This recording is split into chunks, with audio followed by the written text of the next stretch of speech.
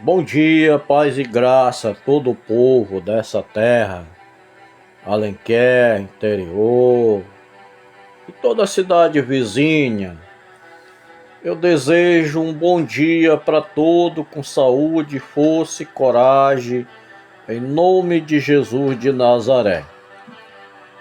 Meus amados irmãos, hoje a gente às vezes fica triste com as coisas que a gente vê os outros fazer. E Jesus disse: não aborreço as pessoas. Não fico aborrecido com as pessoas, mas com as atitudes que as pessoas hoje fazem para ganhar dinheiro, para se dar bem, para viver uma vida boa, regalada em cima da costa dos outros. Porque a Bíblia diz: o primeiro mandamento é buscar a Deus sobre todas as coisas, e depois amar teu próximo como a ti mesmo. Se tu amas o teu próximo, o amor de Deus é perfeito na tua vida. E hoje a gente vê muitos pastores falando a respeito do dízimo. E a primeira coisa que eu quero dizer, que tem muitos que chamam a igreja de ladrão, tem uns que chamam, e quando acabar os ladrão mesmo são eles, viu? Que estão enganando a consciência e roubando o que os outros têm. A consciência dos outros, a fé dos outros, que tem tanta fé em Deus e vai para lá para ser enganado por esses mau caráter. E segunda coisa, eles falam muito do dízimo e cita o versículo de Mateus 23:23. Jesus não está dizendo lá, peça o dízimo. Jesus está fazendo uma crítica em cima daqueles fariseus, hipócrita, como tem muitos fariseus hoje, hipócrita também, que estão fazendo a mesma coisa, pregando uma coisa que eles não vivem. Está num lugar santo que não é para eles estarem. Estão dizendo que são ministros de Deus, mas não são ministros de Deus, são ministros do diabo, são filhos do diabo. Esses que fazem essas coisas dessa maneira são filhos do diabo. Sabe por quê? Porque Deus é amor, é bondade, é benignidade, é respeito, é consciência com o próximo. Quem não tem consciência com o próximo, que pede tudo que ele tem, como que uma pessoa dessa pode ser de Deus? Porque os ministros do diabo sabem imitar bem o ministro de Deus, entendeu? O diabo já foi um anjo de luz de Deus.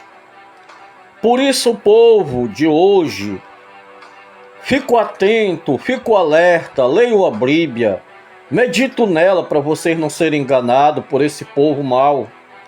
Porque a Bíblia já diz desde muito tempo que as ovelhas do Senhor serviriam de pasto para esse tipo de gente. E eles tomam água limpa e toldo para as ovelhas beberem. Eles comem o pasto verde e pisam em cima do bagaço para as ovelhas do Senhor comer. Então, gente, Igreja do Senhor, acorda para a vida. Tu que dorme, desperta do sono que está dormindo. E medita dia e noite para tu não ser enganado, para tu não ser consumido por esses homens perversos e maus. Porque Mateus 23:23, Jesus estava falando uma crítica para aqueles fariseus hipócritas, que só pensavam em dinheiro e tudo era dinheiro. Inclusive a casa do Senhor vivia cheia de venda por causa do dinheiro, da ganância dos homens, dos perversos, dos maus. E hoje não mudou, é do mesmo jeito. Tudo o que acontecia no passado, no velho, hoje estão no novo também. Impregnou desse tipo de gente. E eu só fico triste porque as ovelhas do Senhor parece que cegaram, tão cega, que não enxerga mais nada. E tudo que tem dá para esses homens, aumentando o pecado lá dentro daquela casa. Porque você que colabora com o mal, você está junto com ele e vai para o mesmo lugarzinho que eles vão. Porque Jesus vem para julgar, e quando ele vir, vai ser doído e dolorido para aqueles que sabem fazer o bem, praticar o bem e praticar o mal. Você sabia que pelo dízimo também, você que dá o dízimo, você que concordou com esses homens em dar o dízimo, você sabia que você também pode ser amaldiçoado no seu dízimo? Sabe por quê? Porque o dízimo, se você não der moedinha por moedinha, você também pode ser amaldiçoado por isso. Vir maldição sobre a sua vida, porque você promete que vai dar o dízimo, mas não dá tudo o que deveria dar. Você também pode ser uma pessoa, está dando dízimo e sendo uma pessoa amaldiçoada por isso. O que nós temos que fazer, gente, é dar o dinheiro sim para a igreja, para que a obra do Senhor cresça, para que a obra do Senhor vá em frente, porque a gente sabe que hoje nada vai para frente se não tiver um recurso financeiro. Mas desde que esse recurso você doe de coração, você vai plantar na obra do Senhor de coração, não por força, nem por violência, nem para se aparecer para os outros, mas sim por vontade própria. E aquilo que Deus colocar no seu coração é que nós vamos para 2 Coríntios 9, 5 em diante, que fala sobre oferta, contribuição.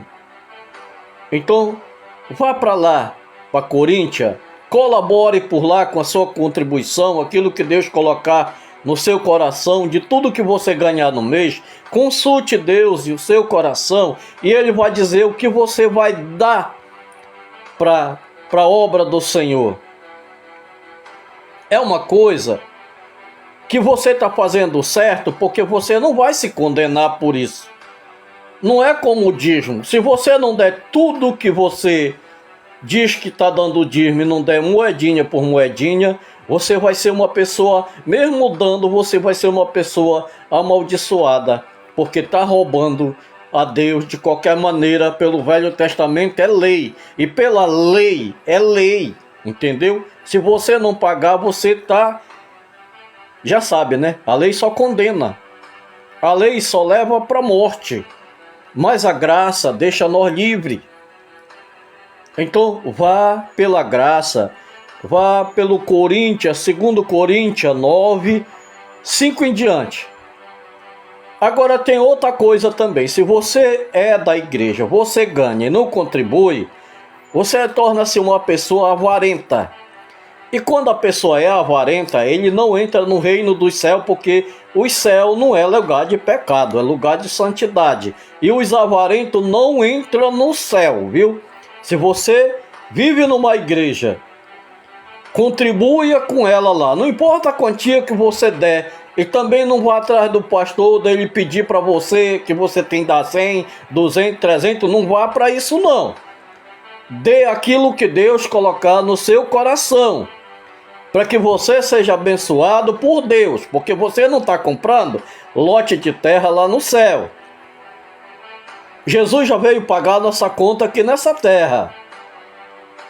Não devemos nada para homem nenhum aqui, nem para esse mundo.